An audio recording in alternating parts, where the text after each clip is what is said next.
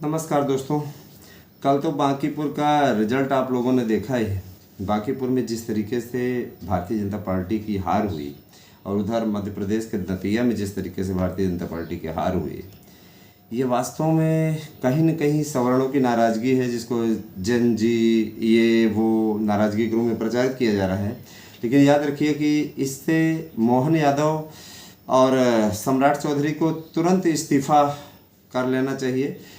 उत्तर प्रदेश फिलहाल सरकार ठीक चल रही है और चूँकि देखिए योगी आदित्यनाथ के साथ में सिंपैथी है लोगों की, लेकिन कहीं न कहीं ये जो यूजीसी वाला मैटर आया, प्रशांत किशोर एक विकल्प के रूप में सवर्णों में उभरे हैं, तो अगर ये 15% वोट प्रशांत किशोर की ओर इसी तरीके से शिफ्ट होता रहा तो दिक्कतें हो सकती हैं।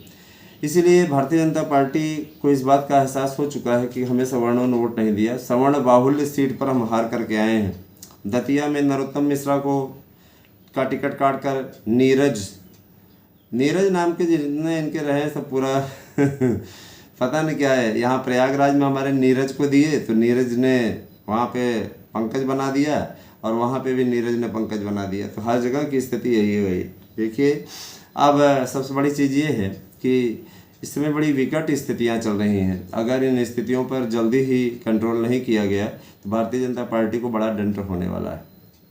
बीजेपी को चाहिए कि इन चीज़ों में सुधार करे और याद रखिएगा कि इसमें भारतीय जनता पार्टी इन बातों पर मंथन भी कर रही है। अगला चुनाव बहुत बड़ा चुनाव है उत्तर प्रदेश का। उत्तर प्रदेश में जिस तरीके से अखिलेश यादव खुश हो रहे हैं, ऐसा लग रहा है जैसे अखिलेश यादव की जीत हुई। दरअसल ये विपक्ष की जीत हुई। सवर्णों का वोट अपनी ओर ट्रांसफ़र करा लेना, जो कि बीजेपी का कोर वोटर है। भरत तिवारी एनकाउंटर वाला मैटर है, उस पर सवर्ण नाराज थे। भरत तिवारी को जिस तरीके से बेगुनाह भरत तिवारी को मारा गया, उसके बाद सम्राट चौधरी जैसे नेता जो कि हमेशा आरजेडी की गोद में बैठे रहे और बाद में फिर भारतीय जनता पार्टी में सम्मिलित होकर मुख्यमंत्री तक का पद हासिल कर लिया, ये तो सब लालू यादव के चेले हैं। भाई, आपने उस फोटो को देखा होगा जिसको तेज प्रताप यादव ने शेयर किया था, राबड़ी यादव के चरणों में बैठे हुए थे। सोचिए। और सबसे बड़ी चीज़ ये कि देखिए, प्रशांत किशोर ने बहुत ही बड़ी चीज़ बोली कि इस प्रकार के नेता को हटा करके आप कोई अच्छा नेता बनाइए, हाँ, कोई अच्छा लीडर बनाइए। देखिए, एक चीज़ तो देखने में आई कि जेडीयू का वोट बैंक कहीं नहीं गया, लेकिन भारतीय जनता पार्टी के सवर्ण वोट बैंक में जरूर सेंध लगा दिया और ये आने वाले समय में भारतीय जनता पार्टी को भारी पड़ सकता है। याद रखिएगा कि भारतीय जनता पार्टी थोड़ा सा बेहतर करना चाहती है, लेकिन उसके जो फीडबैक देने वाले लोग हैं ना, वो पूरी तरीके से उसको बैक करते हुए दिख रहे हैं। तो काफ़ी दिक्कतों का सामना भारतीय जनता पार्टी को करना पड़ रहा है। बीजेपी अगर नहीं संभली तो आगे आने वाले समय में उसे और भी करारी हार का सामना करना पड़ेगा। इस पर अपनी राय कमेंट में अवश्य दीजिएगा। फिलहाल दतिया में जिस तरीके से हारी बीजेपी और जिस तरीके से अपने गढ़ बांकीपुर में हारी, वहाँ पे नितिन नवीन को अध्यक्ष पद, अब लोग यही कह रहे हैं कि अध्यक्ष पद पे जाने से क्या मतलब था। भाई, आप अध्यक्ष पद पे गए, आप विधायक रहते हुए भी अध्यक्ष रह सकते थे, राज्यसभा जाने की क्या ज़रूरत थी। लेकिन कहते नहीं, छोड़ देना। और उसके बाद में आप 51,000 से जीत करके आए थे, आप 16-17 हज़ार से हार गए, तो फिर मतलब उसका क्या रह गया। ये सारी चीज़ें हैं, तमाशबीन आप लोग खुद ही मजाक अपना बनवाते हैं। और अब ये उपचुनाव हारने के बाद विपक्ष और हमलावर रहेगा।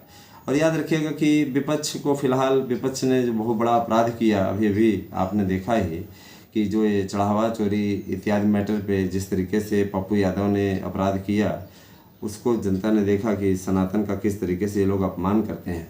तो जनता के बीच में इनकी छवि सही नहीं है। याद रखिएगा कि आरजेडी का अस्तित्व बिहार में समाप्त हो गया है। जिस तरीके से आरजेडी के वोट बैंक को और बीजेपी को कुछ वोट बैंक को मिला करके ये जीते हैं, पूरे बिहार में वैसा ही माहौल बन रहा है। आने वाले समय में आप देख सकते हैं कि भारतीय जनता पार्टी और है ना बीजेपी और जन स्वराज के बीच में ही मुकाबला हो तो कोई आश्चर्य की बात नहीं होगी।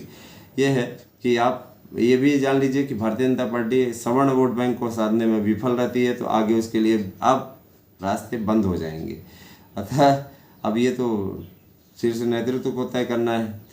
ओवर कॉन्फिडेंस आपका अगर हाई लेवल पर रहता है तो जाहिर सी बात है हारने की गुंजाइश बनती है। तो इस प्रकार की गलतियाँ जो ये हो रही हैं लगातार, इसको दूर करने की आवश्यकता है। नहीं दूर हुआ तो काफ़ी समस्या का सामना करना पड़ जाएगा। और याद रखिएगा कि आने वाले समय में काफ़ी बड़े चुनाव हैं। पंजाब का है, आपका यहाँ इसका है, उत्तर प्रदेश का, मणिपुर में बड़ी नाराज़गी आपको मालूम ही है। तो कहीं न कहीं यूँ कह लीजिए कि भारतीय जनता पार्टी को संभलने की आवश्यकता है, जो कि होती नहीं दिख रही है। दतिया में बीजेपी का हारना, उसके बाद में वहाँ के मुख्यमंत्री का बेतुका बयान कि ये कांग्रेस की सीट थी, ये तुम्हारी सीट थी। भूल क्यों जाते हो भाई, ये तुम्हारी सीट थी जिसको नरोत्तम मिश्रा ने गंवाया। नरोत्तम मिश्रा फिर माहौल बनाए तो उसके बाद में आपने टिकट काट दिया। तो भाई ये आपकी सीट थी, इस चीज़ को आप ये ना कहिए कि ये कांग्रेस की सीट थी, कांग्रेस ने वापस जीती। आपका बांकीपुर भी तो था। वैसे ईवीएम पे दोष लगाने वाले कांग्रेस वाले अब तो प्रसन्न होंगे, क्योंकि अभी ईवीएम में कोई गड़बड़ी नहीं है। ईवीएम को लेकर के सर्वोच्च न्यायालय तक पहुँचे, सारी चीज़ें की बड़ा ही, और इस पर अब विपक्ष फूले नहीं समा रहा है, ये नहीं देख रहा है कि उसका भी वोट बैंक खिसक गया। ठीक है, मुख्य फाइट में बीजेपी रही, लेकिन सबसे बड़ी चीज़ ये कि जो लोग पिछली बार सेकंड पोजीशन पे थे वो थर्ड पोजीशन में पहुंच गए, और ये स्थिति हो गई, जमानत तक जब्त हो गई है ना, रेखा गुप्ता की, जो वहाँ पे चुनाव लड़ी है आरजेडी की तरफ से। तो उनको प्रसन्न होने की ज़रूरत नहीं है। भाजपा की हार ये उसी दिन तय हो गई थी जिस दिन इन्होंने यूजीसी वाला मैटर लाया। यूजीसी वाला इनका मैटर जो आया था, उससे जनता की नाराज़गी बहुत थी। इन आंकड़ों के कारण से ही बीजेपी की बुरी हार हुई है। तो बने रहे हमारे साथ में और कमेंट करके बताएं भारतीय जनता पार्टी और नितिन नवीन की सीट पर हारने पे आपकी क्या प्रतिक्रिया है। और उम्मीद की जा रही है कि इससे पार्टियों को सबक मिलेगा और अब जनता के लिए कम से कम काम होगा। बने रहे हमारे साथ में। Thank you.